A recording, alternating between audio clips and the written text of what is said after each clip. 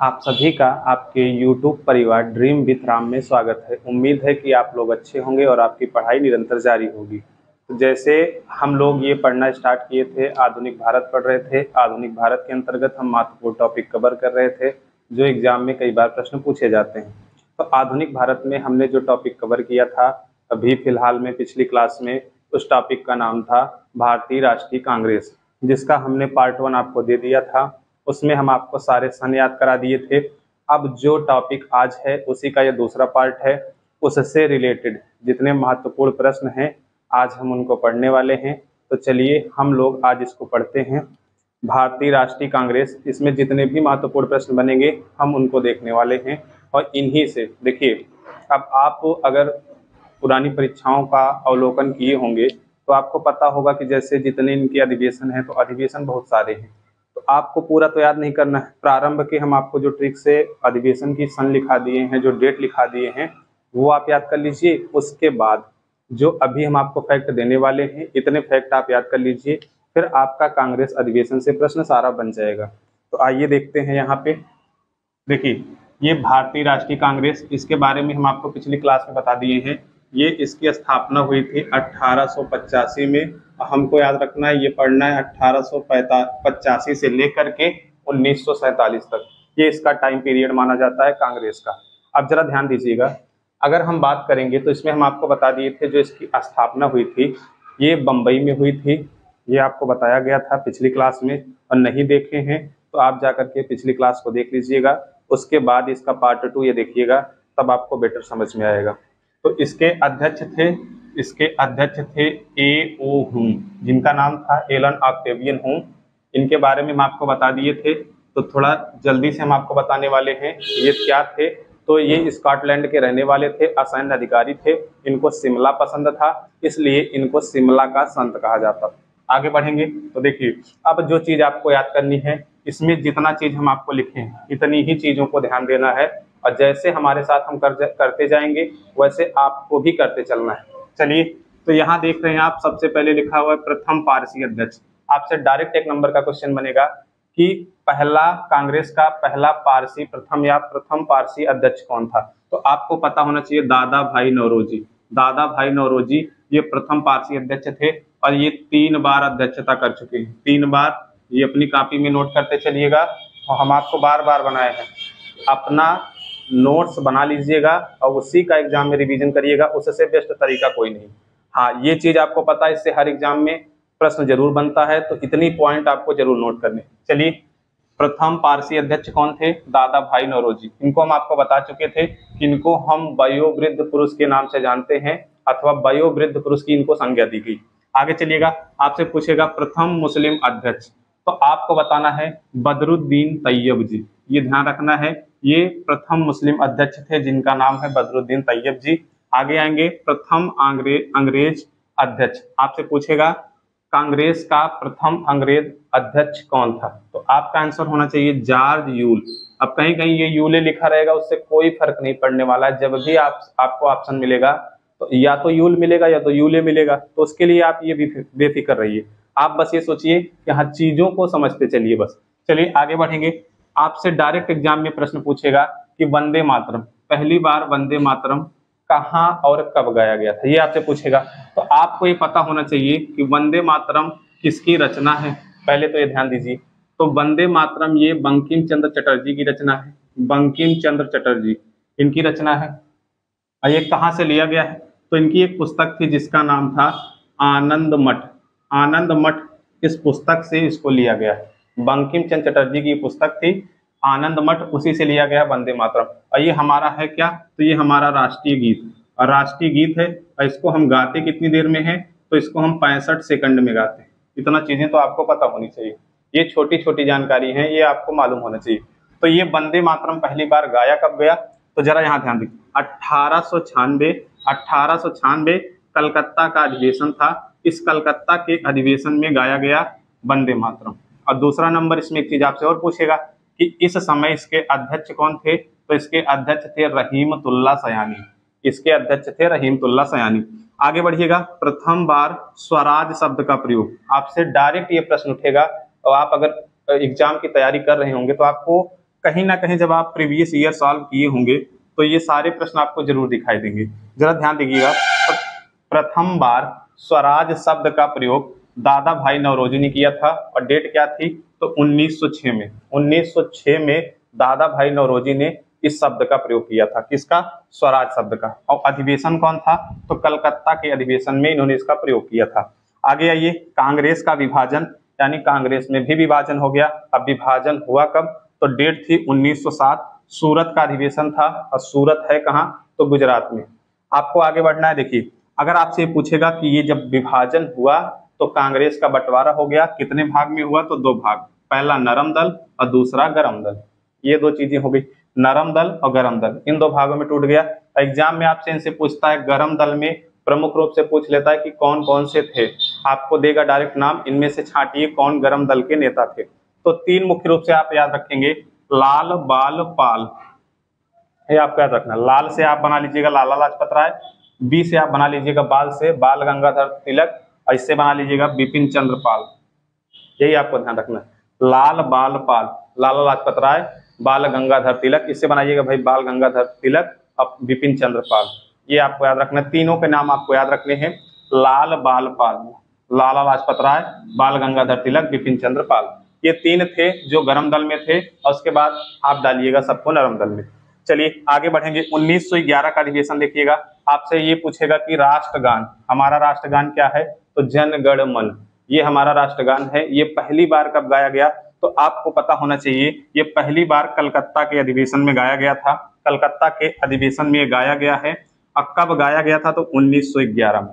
1911 में कलकत्ता के अधिवेशन में पहली बार इसको गाया गया। और जनगण मन के जो रचनाकार हैं, जो लेखक हैं, तो इनका नाम है रविंद्रनाथ टैगोर। रविंद्रनाथ टैगोर। और हम जनगण मन को गाते कितनी देर में है, तो 52 सेकंड में। और आगे बढ़ेंगे, 1916 में देखेंगे लखनऊ अधिवेशन हुआ। लखनऊ अधिवेशन हुआ, और ये इसमें किया क्या गया, आपको ध्यान रखना है, जो ये नरम दल था और ये गरम दल था, इन दोनों में समझौता करा करके इसको मिला दिया गया। जो अलग हुआ था, आप देख रहे हैं 7 में अलग हुआ था, देखिए ये 7 में अलग हुआ था सूरत में, और 7 के बाद 11 में इनको फिर से एक कर दिया गया। और इसमें एक चीज आपसे और पूछेगा कि लखनऊ अधिवेशन की अध्यक्षता किसने की थी, तो इनका नाम याद रखिएगा, अंबिका चरण मजूमदार। इन्होंने इसकी अध्यक्षता की थी लखनऊ अधिवेशन की। आगे आइए, अब इधर वाले पे ध्यान दीजिएगा, आपसे ये भी प्रश्न पूछेगा कि प्रथम विदेशी, यहाँ नोट करिएगा, प्रथम विदेशी महिला अध्यक्ष, यानी कांग्रेस का ऐसा कौन सा अधिवेशन था जिसकी अध्यक्षता कोई विदेशी महिला की थी, तो आपको पता होना चाहिए, इनका नाम है एनी बेसेंट। एनी बेसेंट है, और ये 1917 कलकत्ता के अधिवेशन में थी। 1917 कलकत्ता अधिवेशन, प्रथम विदेशी महिला आपको बताना होगा एनी बेसेंट। अब इसकी संधि आपको याद करना आसान है, कैसे, देखिए विदेशियों से क्या रहता है, तो हम याद रख लेंगे विदेशी, तो उससे हमको खतरा रहता है, खतरा से याद रखेंगे 1917, आपको डेट भी याद रहेगी। और इसमें कौन था, लेकिन फिलहाल हम अगर दे रखेंगे तो एनी बेसेंट बहुत ही समाज सुधारक महिला थी। उन्होंने भारत के लिए बहुत अच्छे अच्छे कार्य किए हैं। आपको ये बताना है, कमेंट में इसका जवाब ये देना है कि एनी बेसेंट कहाँ की रहने वाली थी, ये आपको बताना है कमेंट।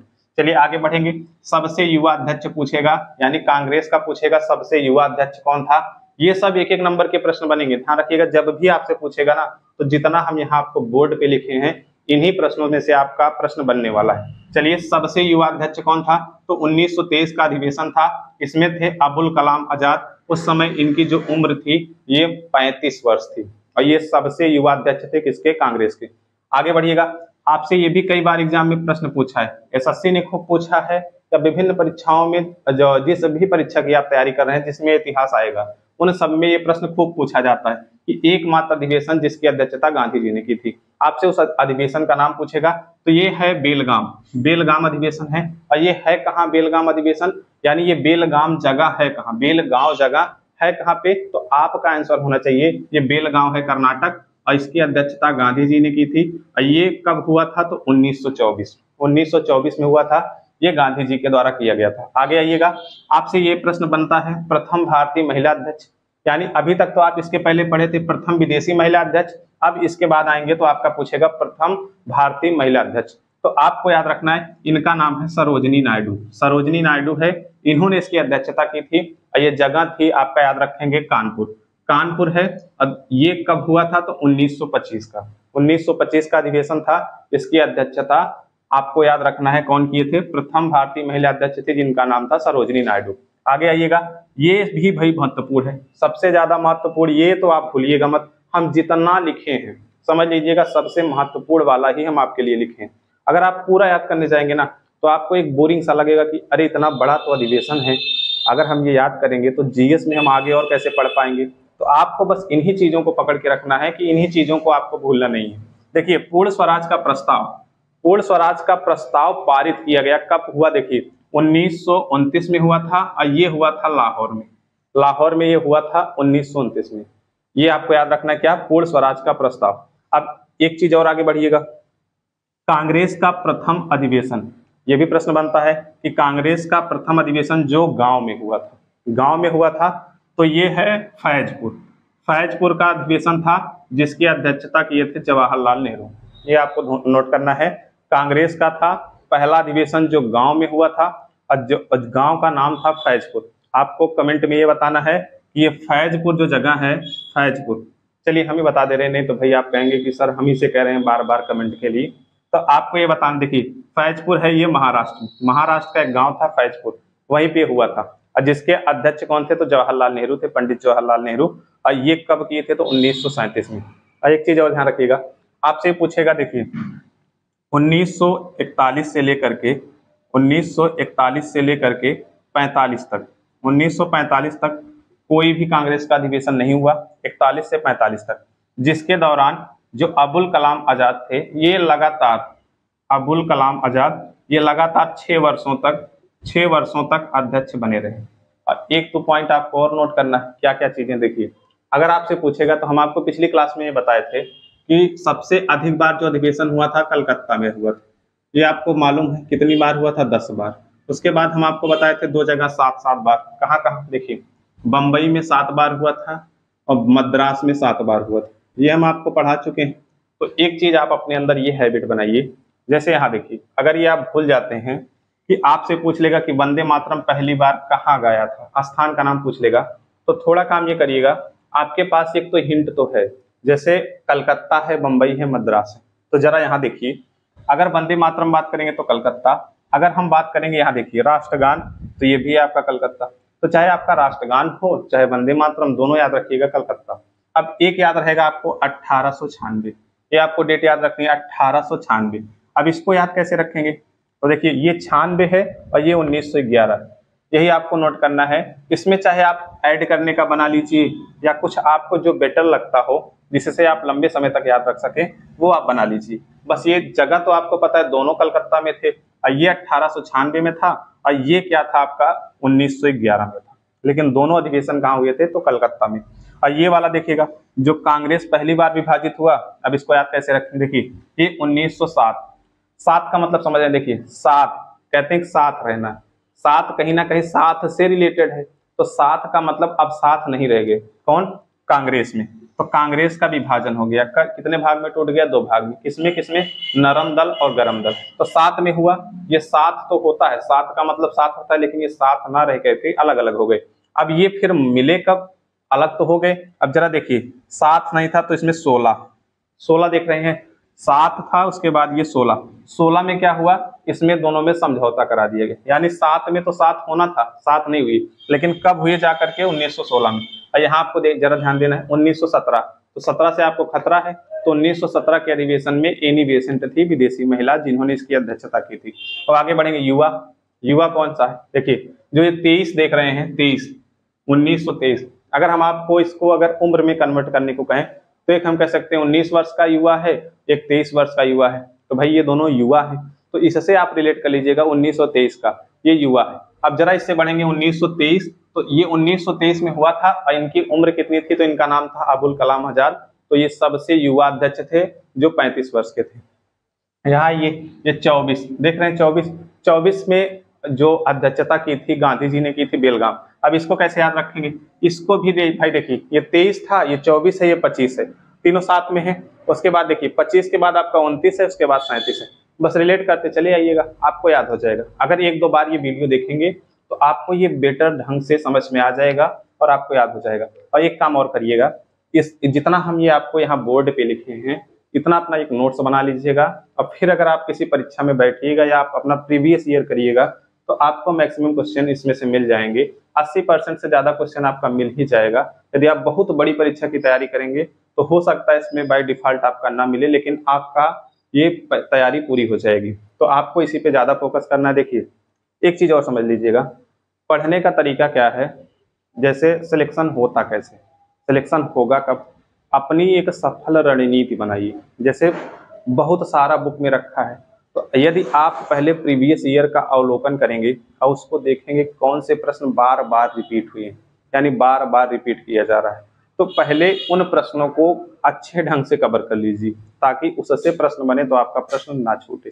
फिर देखिए, अब देखिए ये जितना हम आपको दिए ना, पूरा अधिवेशन पढ़ने जाएंगे तो आपको थोड़ा बोरिंग सा लगेगा। अगर अब आपको पता चले कि हमको बस यही छोटे छोटे सन है, ये 17 है, खतरा है विदेशी से, ये 23 है, उसके बाद 24 है, उसके बाद 25 है, उसके बाद 29 है, उसके बाद 37 है, इसका सीक्वेंस बैठा लिए। अब इधर देखिए ये वंदे मातरम था, 96 है, 1896। उसके बाद देखिए ये 7 में विभाजन हुआ 1907 में, ये 7 होना था, 7 नहीं हुए, अलग हो गए, और फिर 7 हुए कब जाकर के 1916 में। अब बीच में आपको याद रखना 1911 में। अब जरा आप सोचिए 1885 को इसकी स्थापना हुई और इतने सन हम आपको दे रहे हैं, इतने में अगर आप याद कर लिए तो आपको छोटा सा मिल गया ना, वो आपका नोट्स बहुत पतला सा बनेगा, और जब आपको रिवीजन करना होगा तो आप बहुत जल्दी से कर ले जाएंगे। तो चीजों को समझिए, चीजों को जितना अच्छे से समझ पाएंगे उतना आपके लिए बेटर होगा, और खूब मेहनत करिए। अगर आप सफलता वाकई में चाहते हैं तो जो आज आपकी मेहनत होगी, जो आज आपका दर्द होगा, आज आप सबसे कम सोते होंगे, लेकिन एक समय ऐसा आएगा, ऐसा तो हमेशा नहीं होगा, आज की जो मेहनत है आपकी, आज जो आप हो सकता है सबसे कम सोए हैं, सब ज्यादा खा रहे हैं, आप थोड़ा कम ही खाए हैं और जाग जाग करके रातों को पढ़े हैं, तो यकीन मानिएगा जो आने वाला आपका भविष्य होगा ना, वो आप परिकल्पना ही कर लीजिएगा कि यदि आपके बदन पे वर्दी होगी या आपके हाथ में एक जॉब होगी तो आप कहाँ होंगे। उस खुशी को महसूस